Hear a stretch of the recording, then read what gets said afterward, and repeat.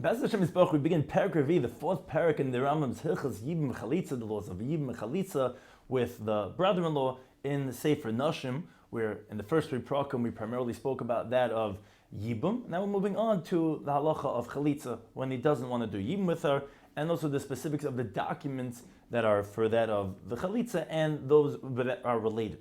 So the Rambam begins with the order of how Chalitza is supposed to be done. It says Ram Halacha Aleph Ketzah Mitzvah Chalitza. So how is this mitzvah of Chalitza done? So Hayavama Heileches Achar Yom. So the Yavama, which is the widow who the husband died without any children, goes to her brother-in-law B'makom Shusham, in the place where he is, meaning where he lives in. That there's a court over there, like it says V'karle Zikne Iroi, the elders of his town, not of her town. So she comes to his town. Avola the Yun, and she comes to the judges. Behem Karan Loi, and they summon him. Now, they give good advice for him and for her. And that is, if it's a good idea for them to do Yibbum, because it's a shidduch that's matim, it's a very appropriate shidduch. So they counsel them to go ahead and do Yibbum. Now, but if it's a better idea for them to not consummate that relationship, to do Chalitza, for example, she's a young girl and he's an old man, or he's a king of Huyelad, or she's an old woman and he's a young man, then they counsel him to do Chalitza. It's not an appropriate shidduch to make. Now, halacha beis. So the judges have to set aside a place that they should sit over there, and that subsequently the chalitza should take place over there. Shlomo says in the pasuk, that the yavam will go up to the gate, to the elders, etc. There's the pasuk in Devarim Chafei, which hashara sounds like the gate that was prepared already for this session. Now, let's say loy noidu. Let's say they didn't counsel on this. In other words, they didn't speak about this beforehand. And no set place was made. Ela nikra, rather, they just happened to be in a situation,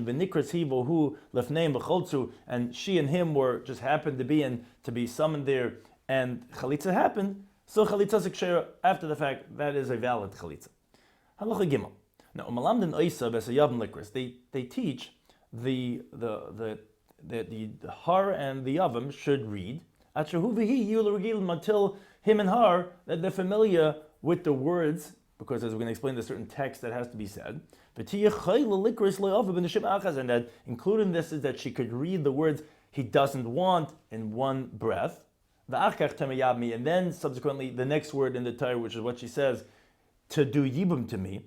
So that it shouldn't sound like what she's saying is actually of a yami, that my yam actually wants to do Yibbum, because the words are loy of a yami. He doesn't want to do Yibbum to me, and that's the procedure of chalitza.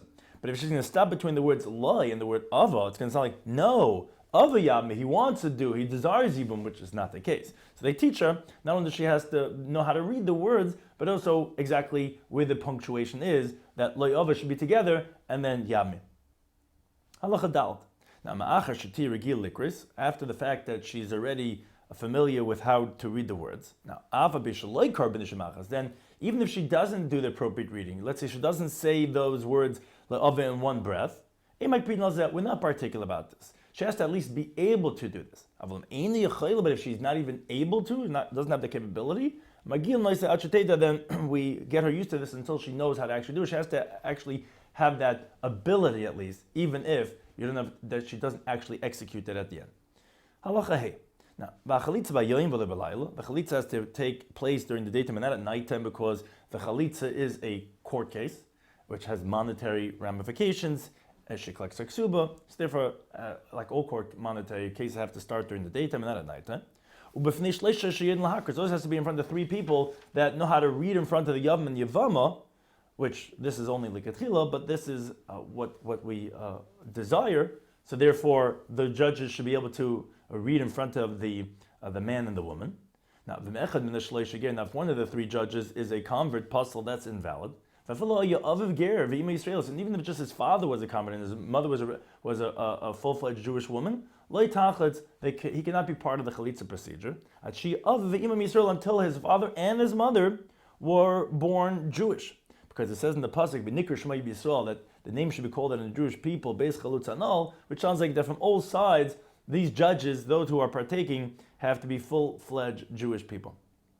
Now, the mitzvah actually is that initially it should take place in front of 5 people, And the reason for that is to publicize that she's a chalutza, and A, that she cannot marry a kohen, and B, that people should know about this, that she should be able to get remarried. Now, although he said that it's really a court case like 3 judges, why 5? Now, therefore those 2, which are just to make it more public by having 5 people, so those extra 2, even if they're ignoramuses, they don't know how to read in front of her, that's okay, because that's not their role. The role is only the judges. They're just there to amplify the announcement, and hence they could be even amaratza. Halacha vav. Now, keitzad chaltzin. So how actually is this procedure of chalitza done? So mavin loy minol shel or. They bring for him a shoe made out of leather. Sheyesh le'akiv, that has a heel. Ve'ena tava b'pishtan, and it's not sewn with linen, rather with thin strips of leather. V'leiv should be yamin, and he puts it on his right foot. And he ties the straps onto his foot, lowered on, as we'll see later on, from his, has to be on his foot, not higher up on his leg. And he and her stand up in front of the court. Now, the court, they read for the Yavama that she should say these words in Lashon HaKodesh, in the original words from the Torah. My Yavam, he doesn't want to do Yibbum to me, etc. And after she says her part, they read for him, for the Yavam, yes, the Parsha Lo Chavas Lekachta, I don't want to take her. And then he pushes his foot down into the ground. Now she sits, she stretches her hand out in front of the court, and she unties the straps of his shoe from his foot. She takes off, that's where the word chalitza is from, she takes off the shoe, she throws it down on the ground. When the majority of the heel is off his foot, then the Yavam is already permitted to marry to someone else. Now, but the procedure is not over. Halacha zayin, and after that, she gets up, and she spits on the ground, facing the opposite the face of the Yavam, which is roy kanir ladion, has to be spittle that is visible for the judges that they could see. Shemitzvah chalitza, because the mitzvah of chalitza is sheyu shneim oim de mishas kriya b'shas rakika, like we had mentioned before, they stand up because they have to stand during the recital of their psukim that they say from the Torah, and the b'shas rakika at the time when she spits. And the reason for that is because since we just mentioned, that's why the Rambam is saying it here, that the spit has to be seen by the judges, so that's part of the court case, and by a judgment you have to be standing. Now, and like we said, the judges have to see the spit that comes out her mouth. And then they recite for her to say, after that they did this whole procedure, so shall be done to a man, which is what she did, that she took off the shoe and she spit. That doesn't build his brother's house because his brother died without any children. He had an ability to make continuity and he refused. But Nikushma Yisrael, and this is all a parsha in the Torah over there, and therefore his name shall be called Beis Chalutzanal, the house of the removed shoe. Now, Ram Ketiz Allah Chesed says Hakol b'Shoyin HaKodesh. Everything is in the original words of the Torah. And like it says in the pasuk, Kacha, like this, which means exactly like this, B'Lashon Hazeh, in this language. Now, and after she says this pasuk, as we mentioned previous halacha, all those who are sitting over there, they respond after her Chalutz Hanol. They say the shoe was removed Shalosh Pamim 3 times. Now, the Yavama, she has to intend to do chalitza to him. He has to intend that she's doing chalitza he has to intend that he's doing chalitza to her, which they're both playing a role over here. They both have to do it l'shem chalitza. And they have to do all these actions for the sake of the mitzvah chalitza. Now, a blind person should not do chalitza initially, because Shneimah says in the pasuk, she spits in his face. That means to say, like, as if he sees it, and and he cannot see the spittle. So therefore, like at Chila, he should not be the Yavam doing chalitza. But according to the Ravid, if there's no brothers, then even initially, the blind person could do chalitza. Halacha tes. Nimtza say that chalitza kachu. Says Ram. So it comes out after everything said in the final idea. It's kairi hitchila. She first recites har psukim me'in yavami lahakim la'achim shem b'Yisrael. Here the Ram says the full verse that is exactly the how-to guide in practice. Me'in yavami lahakim la'achim shem b'Yisrael. My yavam, my brother-in-law, he refuses to erect his brother's name in the Jewish people. He doesn't want to do Yibbum to me. That's over there in pasuk Zayin. And then he says what it says in the next pasuk. Yes, I didn't desire to take her. And then they do the procedure of her taking off his shoe. And then she does the procedure of her spitting in front of him. And then she recites the pasuk, as we said previously, shall be done to the man that doesn't build his brother's house. And that is name will be called in the Jewish people, basically the house of the shoe that was removed. Halacha Yud, it says Rambam, but although we said that's how it's supposed to be done, the order is not integral and that for its validity. But even if she or he did not recite their original psukim, or let's say she spit and then did chalitza. We said first does chalitza, then spit. Let's say she spit and then did chalitza. Or she first said the subsequent pasuk and then b'akach raka and then she spit, which says supposed to spit and then say that pasuk. Either way, chalitzasik sheira, all these types, even though it's out of order, it's going to be a valid chalitza. Now, halacha yiralv, but says the Rambam, but why? Why doesn't she go ahead and subsequently do a spit after the chalitza? Meaning, we said that if let's say she spit before chalitza, when really supposed to do chalitza before spitting, said okay, it's going to be valid. But why are you doing it in the b'diavad way? Says the Rambam. Why doesn't she, after doing chalitza, go ahead and then subsequently spit? So there should be there should be in the order of chalitza and then spitting. Says the Rambam, no, we don't want to do that. Because people are going to say, oh, it must be that the spitting is the later part, and they're not letting her just get away with that.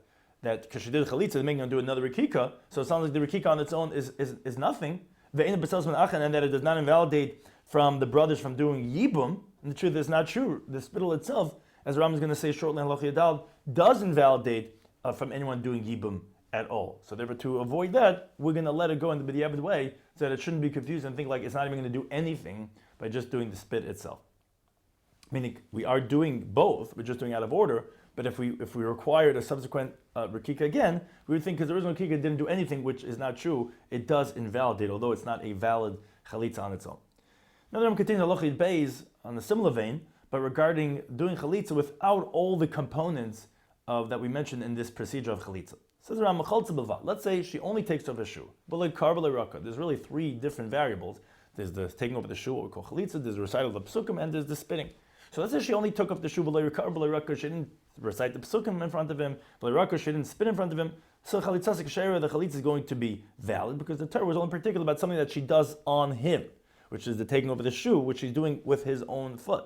But the spitting is not something on him, it's in front of him, and the psukim for sure not, so therefore it's going to be valid.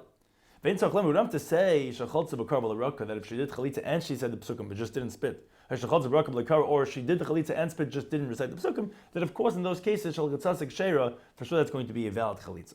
Because again, the primary is the chalitza. Now halacha yud gimel, when did we say this, that the recital of psukim is not ma'akiv? Is we mentioned this idea before. As long as they could have spoken. Shaharim ru'im likris, because they're fit to speak. And that's a Talmudic concept that kalaroi labila ein bila ma'keves by, which that's said in the context of menachas. But it's anything that you could do, similar to a woman tabling in the mikveh, as long as it could get there. Then even if it's not going to be a problem. So here, since they could say it, so it's not considered integral to actually say it. But if she's mute or he's mute in Mechaltzim, they cannot do chalitza because it says about saying the psukim. If they did chalitza and besula. The chalitza is not like nothing, but it's invalid chalitza.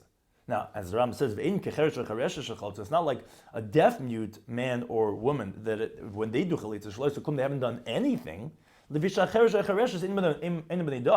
A deaf mute is not just someone that can't speak, it's also that they can't hear, and hence they actually have a lesser intelligence.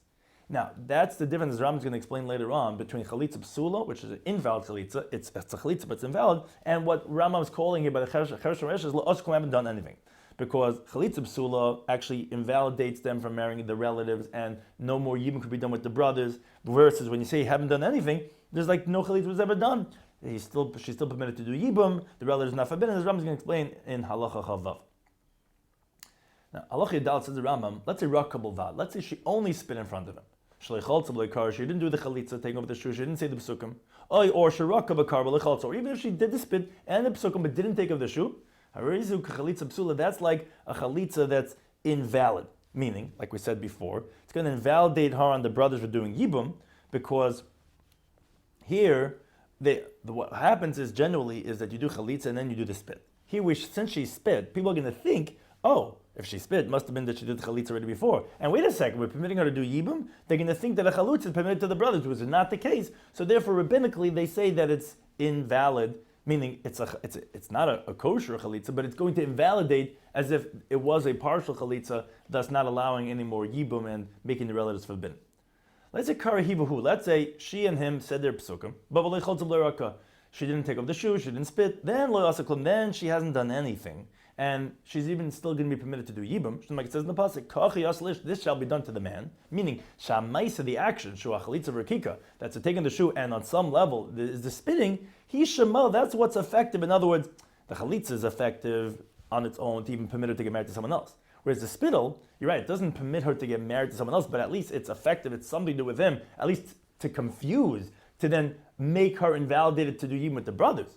Aval kriba, regarding just the recital, ein makebes is not a tegul, and therefore, meaning it does not withhold the validity, and so too, ve'enim elis, it doesn't even help anything, not even to invalidate her on the brothers, because even though by spitting we made a gzer drabanan to make her problematic on the brothers, but just saying the psukim, that we're not concerned about because that's even done before the chalitza. And they're going to say, oh, this that she recited is what's before the chalitza. And therefore, of course she was permitted to do yibum because no chalitza was done. And therefore, they would only make a gzer drabanan, and it's like the Rambam calls it la'asa klum, not even a chalitza psul. Halakha tezvav. Chaltza b'raka b'kar. Okay, let's say she did the chalitza, took up the shoe, she spit in front of him, she said the psukim, but v'hem yeshvin, they were sitting when they were doing it. Oimut not staying, or they were laying on their sides. Or the shoe was strapped on his leg, beneath the knee, which all these are not ideal, as we said. They're supposed to be standing, and it's supposed to be tied on lower down on the foot, on the foot, not on the leg, but at least it was beneath the knee. Or the chalitza was done in front of 3 common people that don't even know how to recite the psukim for them. Or if the blind person does chalitza. So in these cases, chalitza sikshera after the fact, b'diavad, it's going to be valid. Now, halacha tazayin, let's say chalitza balayla, let's say the chalitza was done at night time, or it was done in front of 2 people, or it was done in front of 3 people, but it turns out one of the 3 judges was either a relative or someone that's invalid to be a judge for a monetary court case. Or the shoe was tied on higher above than the knee, or shehitterhu. He untied the shoe, and she took it off. Or she untied the shoe and he took it off. Or she intended for this to be chalitza, but he didn't intend. She's just taking off his shoe. Or he's intending for this to be chalitza, but she's not having that in mind. Or if it's a minor girl that's doing chalitza on an adult man, all these cases of chalitzas and psula, here the chalitza is going to be invalid. It's not going to be kosher even after the fact. And even between him and her, and at nighttime, which is meaning even though as we're saying that the chalitza is a din, and there's no din at nighttime, and the reason why it's a din because she collects ksuba based on this. But even so even though it's in front of an individual and it's just between them, and it's at nighttime, all the problems. Hariz chalitza psula. Again, it's not a eina chalitza like the Rambam says later on. It's not valid, but it's going to be a chalitza psula, which makes her invalid of being able to subsequently do yibum with any of the brothers. Now, if let's say deaf, mute, or mentally deranged or minor, if they do the chalitza, or let's say someone does chalitza to someone that's really exempt from chalitza and from yibum, which let's say the yavama was pregnant from her first husband, and maybe it's going to be a full-fledged child, which doesn't require chalitza, then in a chalitza. Then that's not even chalitza at all. Again, it's not even going to make any psulim as if that she can't marry a kohen. She'll be permitted to a kohen because it didn't do anything at all. Now, look, the Ram continues regarding problems that could crop up for the halach of chalitza regarding his foot, the yavam's foot, and the shoes. It says Ram yavam sheraglah yamanis chatucha. The yavam, if his right foot, which is the foot that you're supposed to do chalitza on, is amputated. You can't do chalitza with the left foot. Now, if they did chalitza from his left foot, chalitza sabsula, that's an invalid chalitza. Let's say he's a ragli akum la'achar. Let's say his leg was bent backwards, meaning what's called bow-legged, in the sense of that the palm of his feet are upwards, and actually when he steps, is that the top part of his foot is actually on the bottom, and the bottom is on the top. or it's turned on its side. Or he actually would walk on his tippy toes, where his heel, his sole doesn't touch the floor. Such an individual cannot do chalitza. Because the one who does chalitza has to push his heel down on the ground, and then she slips off the shoe from him. This person cannot do that. And then chalitza was done to such a person that his foot is like this, that's going to be an invalid chalitza, which the Rebbe disagrees, and he says we never heard that, yes, it's a halacha brud, but that we never heard that should be ma'akiv to invalidate the chalitza. Halacha yitches. The Yavama, now going to her, in contrast, the Yavama, if her hand is amputated, is cut off, she could initially do chalitza, even with her teeth. Although by him it says that chalutz hanal, that you have to take off the shoe from his foot, but by her it doesn't say that she has to take it off with her hand. So she can do it however she wants, even with her teeth. Now, but let's say chalutz b'minol shel bagid. Let's say she removes a shoe made out of cloth. Then in a chalitza, that's not going to be a valid chalitza because that doesn't protect his foot at all. Therefore, that's not considered chalutz hanal. It's not included in being called a shoe. But let's say she does chalitza with a shoe that doesn't have a heel. I show you tafa b'pishon, always stitched with linen. I show you minol shall say, always a shoe made out of goat's hair.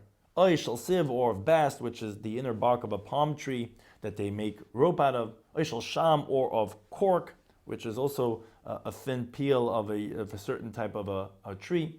I shall eitz, or of wood, which all these are hard and they are protective, but still they're invalid for chalitza because they're not made out of leather. And the Torah tells you nal, which we learned from another pasuk, means that it should be made out of leather. Or let's say a very large shoe that it's too big for him, he can't walk in it. Or it's too small, it doesn't even cover the majority of his foot. Or it's a torn shoe, therefore that's also not covering the majority of his foot. Or if it's open on the bottom where the sole is, which again cannot contain most of his foot, all these cases, the chalitza is going to be invalid. But let's say chalutza v'sandal shel eitz. Let's say shadid chalitza, he's wearing a shoe made out of wood, or any one of the other things we mentioned in the previous halacha, and but it's covered with leather. Or let's say the soles were made out of leather, and the sides were made out of goat's hair. So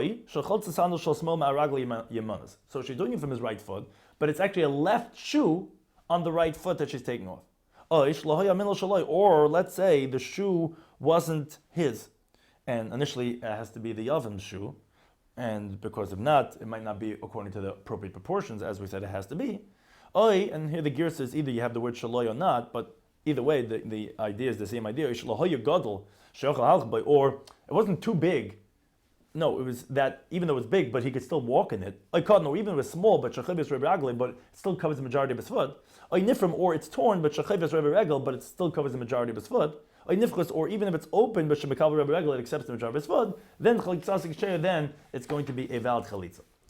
Halacha chaf. Sandal hamuzger. If you have a shoe that has halacha of muzger, which means like quarantine, which if let's say there's a taras, certain type of leprosy on the shoe, the halacha is that the kohen has to be mazger, has to quarantine it for 7 days to see if it's going to spread or if it's going to remain as is.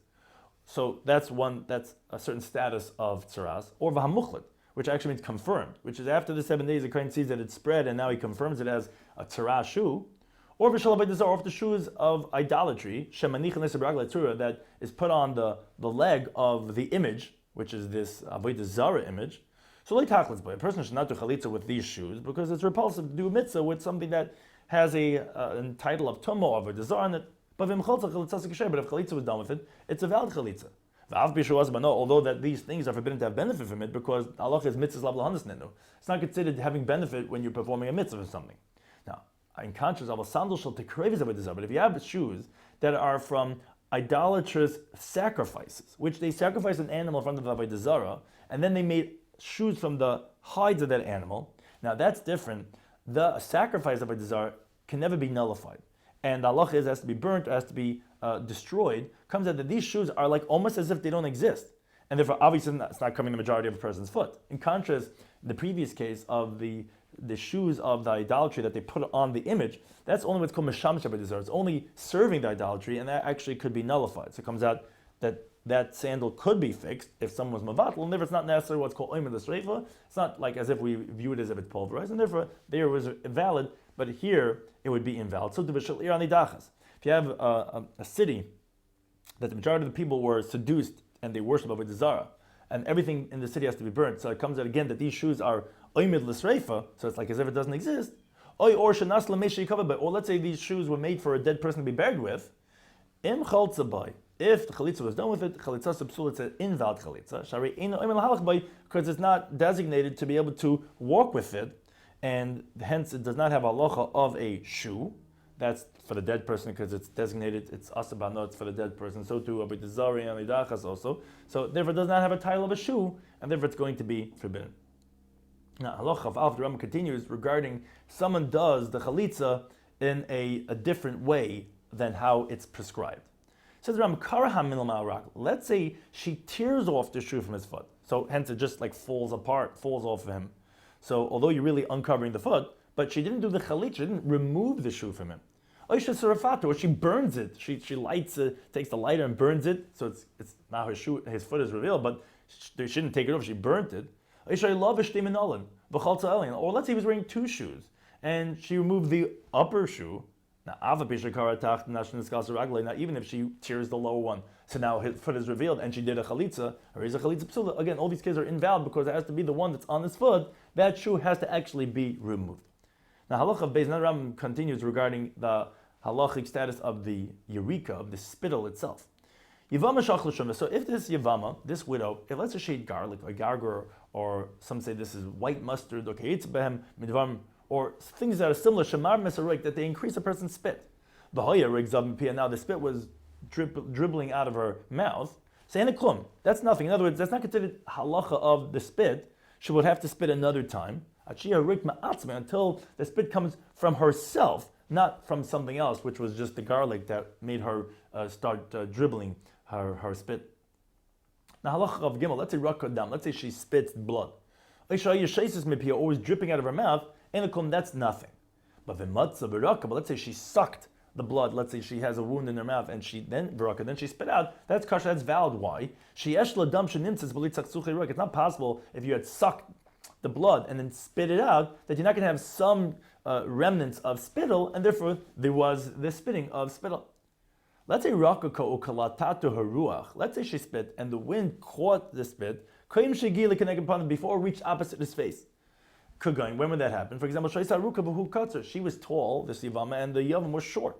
And if she spits it, but then the wind blows it away before it goes opposite his face, so then it's nothing. It's because it has to be the Yokem B'vanav. Now, but let's say it was after that it already was opposite his face, that then the wind caught hold of it and started removing it, even though it didn't reach the ground in front of him, kosher, it's going to be valid. And so too, even if the judges don't see the spit when it came out of her mouth, although we said initially it should be, kasher, that's also going to be valid. Now, Halacha of Dal Ram continues regarding if the chalitza was mistaken or forced. Says Ram, chalitza mutas. If this was a mistaken chalitza, I mean, he didn't want to do chalitza, but he was misled, as the Ram is going to explain, psula, that's invalid. Says Ram, Ketzad, how so? They told him, and that's how you be able to marry her, which obviously he's being misled over here. Or they tell him, it's a mitzvah. You're not going to lose anything by doing a mitzvah. If you sometimes want to do Yibbum, you'll be able to do or any of these misleading type of statements. So Basula, that's invalid because he wasn't doing it with the intent of permitting her to be released from him. Now, but let's say they misled him in a different way. And they said to him, do chalitzah, and he knows what that is. But what the misleading part was on this, on the condition that, if you'll do chalitza, she'll give you 200 zuz, or it's not kach v'kach, or some other stipulation which he's willing to negotiate on. Then then even if she doesn't give the money and does not fulfill the stipulation, chalitza share is going to be a valid chalitza. And the reason that is because conditions don't help by chalitza, because you can't do chalitza through a shliach. It has to be with him and with her. Anything that cannot be done with the shliach, you can't make a stipulation because the laws of Tanoim are learned from Bnei Gad, Bnei Reuben regarding getting that portion on Evar Yarden, which that was done through a shliach with Yeshua, and therefore here you don't have halachas of Tanai and Sharin Eskam Lachalitza. And here he did intend to do Chalitza. It's just that it was misled on the conditions. Well, that's okay. You did what you did, and the fact that the Tanai wasn't fulfilled is okay because there's no halachas of Tanoim here anyway regarding the Chalitza. Halacha Fei. Hamaisr Maida ala Chalitza. Let's say he put out a notification of protest on the Chalitza. I mean, he said in front of two people, he says, look, I'm about to Chalitza to my Yavama. I want you to know it's null and void because I'm being forced to do the Chalitza. I don't really want it to happen. So then Chalitza Sabsula. So that's, he already put out a protest beforehand. That's going to be invalid Chalitza. Therefore, Rola the Yan Lemelai. So in a regular case of Chalitza, it's appropriate for the judges to tell to the Yavam, Lavat Hamidah, to void any protest that he had lodged.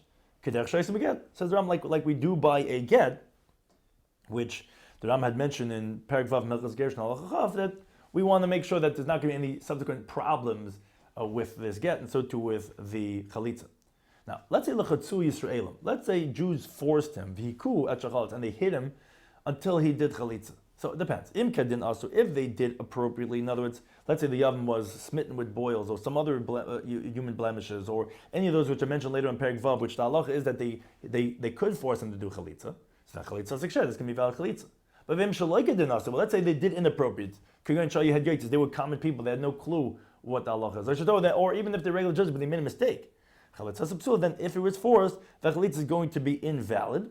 So again, it is a Chalitza, not a bona fide to let her get married, but it will be a Chalitza Psula to invalidate her on the brothers. And the reason is because we're concerned that even though Shaloi Kedin, that we don't want to permit it when it was done Kedin. So we're going to consider it as an invalid Chalitza. And she'll need another Chalitza to actually get remarried. Now, if the non-Jews had forced him to do Chalitza, again on their own volition, not based on Jewish law, if the halacha still was, they're right. They weren't coming from the Jewish perspective, but truth is this person, halacha requires that he has chalitza. So then chalitza is a psula. So again, it's not a valid chalitza, but it's not totally void.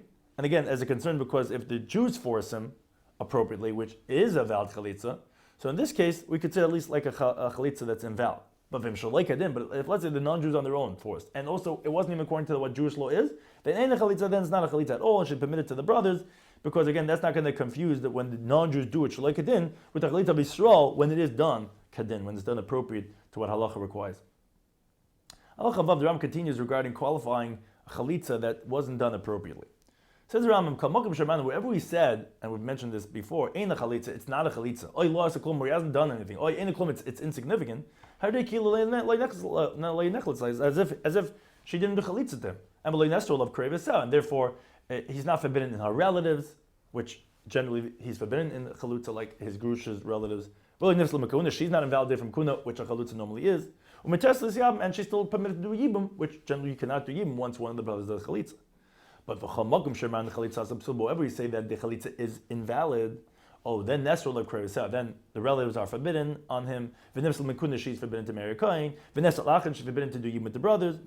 She can't do yibbum, but she's not permitted to marry someone else until she has a bona fide valid chalitza. Now, Allah Zayin, the Ram continues on this, and he says, so although we're saying it's chalitza psula, so it's like it is a chalitza, but she still requires a bona fide chalitza to get remarried. Let's say she violates this and she gets remarried with this chalitza psula. So harizah chalitza chalitza ksheres. So the Yavam will give a subsequent chalitza that is valid, vitachas baila, even remaining married with who she had gone to marry. In other words, that husband does not have to divorce her. Now they do separate her from him until a bona fide chalitza is done, because biblically that was a invalid chalitza, and therefore how could she remain with her husband without chalitza? But if let's say no chalitza was done at all, and she went and married some foreign person, what we call a zar, then actually he has to remove her with a get, and she'd be eternally forbidden to her, as the Rambam said in Perek Beis, because of a penalty, because now she's making herself forbidden to the Yavam, and we don't want someone that's a sinner to gain from what they did wrong. But in our case, anyway she's forbidden to the Yavam because of the moment he did a chalitza psula, she's anyways forbidden, so therefore we don't penalize her, even though she's really supposed to wait for chalitza kshera, we don't, rather, we don't remove her from him, it's just that the Yavam subsequently gives a chalitza kshera. Halacha Chav Ches. If the Yavama, this sister-in-law, grew up amongst her brother-in-laws, and her husband died, let's say she was a Ketana, she couldn't do Chalitza. Now, she's permitted to go ahead and do Yibbum with her brother-in-laws. And in other words, what's the Chiddush? We're not concerned for her that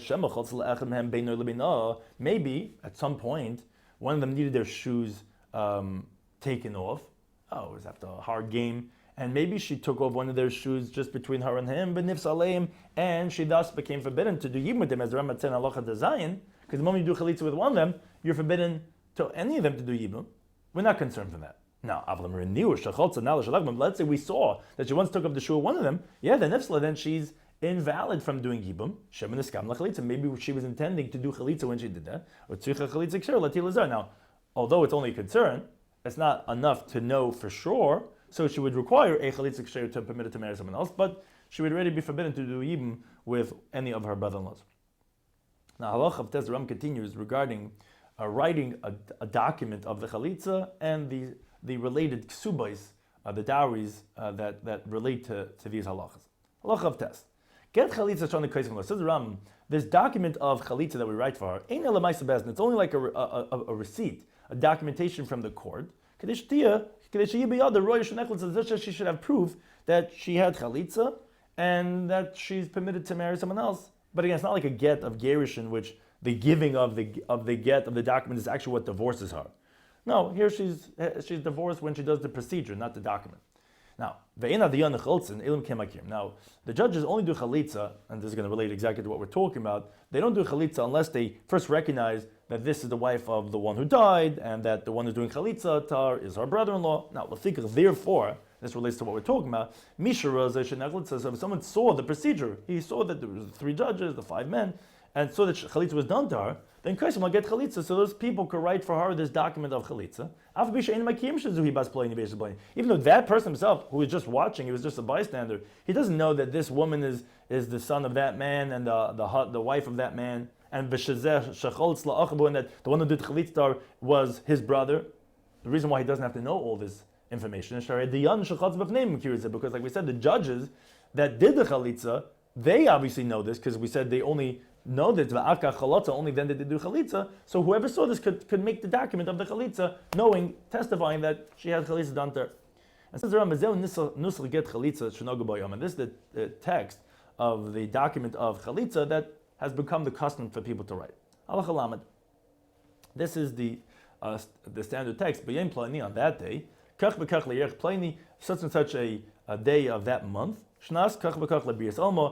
such and such year from the creation of the world, to the counting that we normally count with for dating purposes, in that place. We the judges, that some of us are signed on the bottom, and the reason for that is because, as we had mentioned previously, mitzvah chalitza is done in front of 5 people, and only 3 of them, who are the primary judges, they're the ones who sign. So some of us have signed on the bottom. In a settlement of 3 as one court, we sat here in judgment. And it came in front of us this woman, the son of that man, our Malta the Pliny, who is the widow of that man. And she brought in front of us this one man, whose name is this person, the son of that person. And so too that woman said to us, that Pliny by Pliny did not, that man, the son of that man, he's the paternal brother of my late husband. That I was married to him and he passed away. Now, and life to the rabbis and to all the Jewish people should remain. I mean, we want to say, although he died, but you people should stay alive. Now, but Ubar, Ubras, a son and a daughter, Yoris, Umachsin, some inheritor, Umukim Shma, B'Yisrael, and to sustain his name in the Jewish people, Loishvak, he didn't leave, meaning he died without any children. Now, this man, his brother, is fit to do Yibbum to me. Now, Ka'an Rabbana Amarle, now the rabbis say to him, Itzave liyabay miyasi, that she's telling, that let the rabbis tell him, and this they're writing this in the document, that this all happened. She's saying to the rabbis, let the rabbis tell him, if he wants to do Yibbum to me, let him do Yibbum. If not, Yitli Raglei, the Amina Kadamech, let him stick out his right foot to me in front of you, Ve'eshrei seinim al ragle, and I'll untie his shoe from his foot. Ve'erik bampai, and I'll spit in front of him. Vishtamai dindunu leplain didn't say the judges who are signing this document. It was known to us regarding this person that he was the brother of her late departed husband, his paternal brother. And we said to him, if you want to do Yibbum Torah, do Yibbum law, and if not, itla kadamanu raglach yamin, stick out in front of us your right foot. V'tishrei seinach ma raglach, shall take off your shoe from your foot. V'terek b'ampachet, shall spin in front of you. And he responded and he said to us, yes, I don't want to do Yibbum Torah. So so right away we called and we recited in front of that woman the pasuk, my Yavam refuses to uplift the name in the Jewish people. He doesn't want to do Yibbum to me. And then we also called that man and we recited in front of him the pasuk, I don't want to take her. Ve'itla ragla diamina, and he stuck at his right foot. Ushra seinim ragli, she took off his shoe from his foot.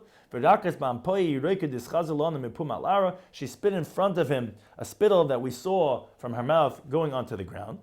Ve'tuva krinu leplain is done. Then again we recited for this woman to say, Kachi asla ish, so shall be done to the man that shall leave this that does not build his brother's house. V'nikr shmei b'yisrael beis chalutzanol, and his name shall be called in the Jewish people the house of the removed shoe. Now, v'nachnu dayani, and us the judges. And all those that were sitting in front of us, we said after her, Chalutzanal, the removed shoe, Chalutzanal, the removed shoe, Chalutzanal, the removed shoe. We said this plazim 3 times.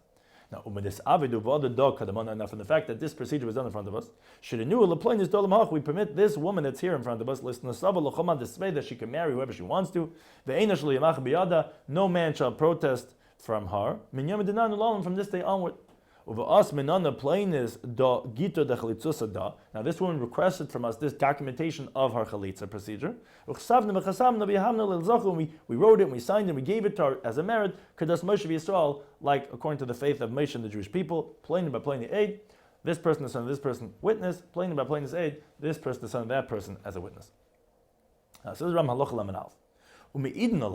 And they testify, these judges, who the chalitza was done in front of them, Shleisha, 3 of them, or even 2 of the 3, meaning if let's say it happens to be that one of the 3 is not there anymore, but as long as they said that we start off the document, we were 3 people, so the third judge's signature is not me'akev.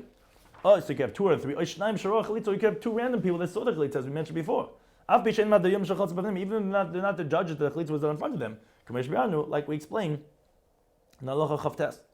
even a woman or a slave or a minor who he recognizes and is a discerning individual, they're permitted to say, this person, the brother of that person, and that's his Yavama. And we can do chalitza based on what they're saying, that these are those individuals, that we can thus know that these are the real people. As Ram explains, because in contrast to all other testimonies of the Torah, that we wouldn't believe a Eved or Cotton or Isha, being like this moment, whether it's for monetary testimony, being like this is, or whether it's for testimony that has to do prohibitory law, it's only for this procedure of the Chalitza, because this is something that's going to ultimately be revealed, where we can really know that we can verify this truth, not based on what they're saying. Like we explained in the Hilchos Gerushin, therefore we rely on what they're saying, and so too will be here. But if the Yavam wants to do Yibbum, then obviously Mekadesh, he does Kedushin with monies, as we said, that rabbinically is required as a Maimer, as Ram said in Perek Beis. Then he does the actual Yibbum, which is cohabiting with her, which that's the primary acquisition of the Yivama biblically. Then he writes for a Ksuba, like we already let this known in Perek Beis Halacha Beis, which that's Ram continues on that. He says, and this is the text of the Ksuba, of the dowry, the documentation of the ksuba of a yavama, which has already become the custom to write as follows in Halacha Lamed Beis. B'yom Pliny, on this day, kach b'kach le'erech Pliny, on such and such a day of that month, shnas kach b'kach le'mini Pliny, such and such a year of that appropriate accounting, l'minyana d'regelno, l'mimni b'makom Pliny, according to however the custom has become already to date documents and years in that place. How such and such a person came in front of us, and so he said to us, my paternal brother, he passed away. Now, and life to the rabbis and all the Jewish people should remain. But Uvara Vras Yaris Amachsin Mokim Shmo B'Yisrael L'Shavak, he has not left over a son, a daughter, inheritor, anyone to maintain his name of the Jewish people. Ushvak Hayitza, now he left over this wife. The Shema Plains Bas Plaini, that her name is this woman, the son of that man. And it's a fit for me, and I see from the Torah to do Yibbum Torah. Like it says in the Torah of Moshe, Yavama Yavaleh Hayavam should cohabit with her. Utzvi is plain is done. This woman desires. I'm going to do Yibbum, and I did Yibbum to this, and to do Yibbum to that man, the son of that man, Har Yavam. Lok Mishma B'Yisrael, to bring up the name of her late husband in the Jewish people. Because this is what he says in the pasuk. It's going to be the first one that's going to be born. That shall take the place of his dead brother, etc. And this man, the yavam of that woman, is writing to her. The 200 silver zuzim that's fit for her, which the same amount that was written to her originally when she got married to her first husband, which the Yavam takes that over. And he's adding on to this ksuba however much he wants to add on. And this is the dunya that she's bringing to him, etc., which she brings in stuff to the marriage too, etc. It's like all the other regular generic texts of a regular ksuba, which is not a Yavama situation, a regular girl getting married for the first time, which then the Rambam moves into that. He's moving from one to the other, explaining halachas that interrelate, which Teifes Ksuba, this is the standard text of Ksuba and Halacha Lamed Gimel. B'yein Pleini B'chulu on that day, etc., which the Rambam has already said that generic text already. Eich Pleini Ben Pleini Amal Pleinis Bas Pleini, how this man, the son of that man, said to that woman, the son of that man, B'sulta Kalsa, who was his bride, a virgin, be for me as a wife, according to the faith of Moshe and the Jewish people. Me, with the word of heaven, meaning with heavenly assistance, I shall work and I shall honor, and I'm going to provide, I'm going to nourish, and I'm going to give sustenance, and I'm going to cover you, meaning give you clothing, like is the law of the Jewish men, the mikrin that they honor, and that they provide, and they nourish, and they give parnaso, machasin, and they clothe, yes, and their wives, bekushta, with adornments. I'm going to give you the dowry of your virginity, ksav zuzi masan, which is 200 silver zuzim, which the inun mezuzi kaspa, which if on pure silver zuzim, that comes out to esem chamisha, that's 1/8, that comes out to 25 pure silver zuzim. The chazay lichi midaraisa that biblically is coming to you, and for your sustenance, and your clothing, whatever it is that you need. And I'm going to come to you like the way of all the people in the land, which are the conjugal rights, his obligations for intimacy to her. Utzvias plain is da, and this woman desires to be as a wife for this man. And he actually wants to add on to her additions onto the primary ksuba that is obligated to her, until however much he wants to add on to such and such. Now, then v'dan the dunya, this is the dowry dahan olas leikach v'kach, that she brings in to him such and such amount. Hakol neskabel chasazeh, the chas and the groom received all this. Oval they came to him, and nas rishus became into his domain. V'zakav hakol alatzim v'kimil v'rishu, and he accepted all this upon himself like a loan and a debt. And v'chein amalon pleini chasna denan. So too said this person, this groom. He said to us, achrayis ksubsa kaila, the responsibility of this whole ksuba. Ikuk ksuba, which is the primary ksuba, which is the 200 for the basula, and the dunya and the dowry, which that she's bringing in, but the severs and the additions that he's adding on, and all other stipulations which are written in ksuba. Kabel Salai says, I accept upon me, Val Yartai Basraya, and my inheritors after me, Val Kol Shva Arag Nixon Mukinyanin de Isli Tches Koshmai, and all the desirable and best of my properties and my acquisitions that I have beneath the heavens, the kanai that I did acquire, that I'm going to acquire, from land, or from movable items that come together with an acquisition of real estate. All of them will be liable and accountable for this ksuba that we're writing over here, which is the ikr, the primary ksuba in the dunya and the dowry, but there was the additions, that all my assets could be collected from when I'm alive and after I pass away.